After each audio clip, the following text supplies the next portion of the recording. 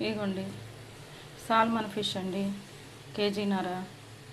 ఇవి నేను పులుసు పెట్టి మీకు చూపిస్తాను. చూడండి ఎంత బాగున్నాయో అండి. అందరికి నమస్కారం. ఇదిగోండి ఈరోజు మా ఇంట్లో సాల్మన్ ఫిష్ తెచ్చామండి, 1 కేజీన్నర. ఇవి పులుసు పెట్టి మీకు చూపిస్తానండి.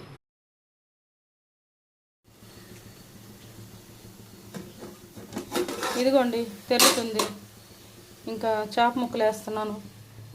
ఇదిగో చూడండి చేప ముక్కలు.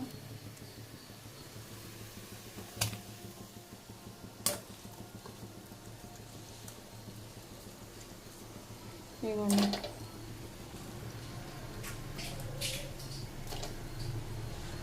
సాల్మన్ చేపలండి.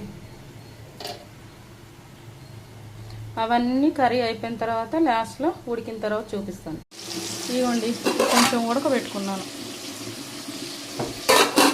అవి వేగిన తర్వాత దీంట్లో వేస్తాను. తర్వాత చూపిస్తాను.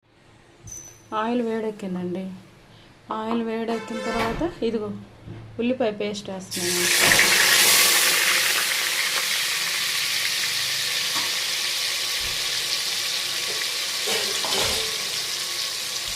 ఇదిగోండి ఆనియన్ బ్రౌన్ కలర్లో వచ్చినాయి.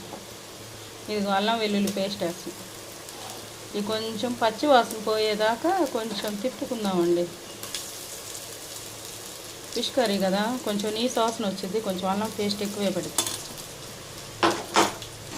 అవి కొంచెం తిప్పుకుందాం.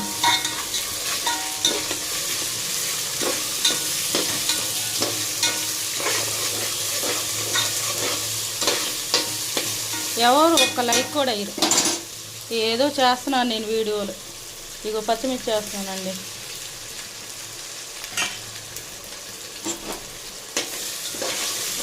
అవి బాగా తిప్పుకుంటున్నాను. కొంచెం పసుపు వేస్తున్నానండి.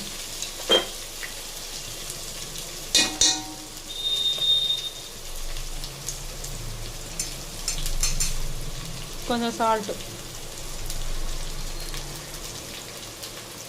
కొంచెం ఇదిగోండి కొంచెం చింతపండు పులుసు పోస్తున్నాను.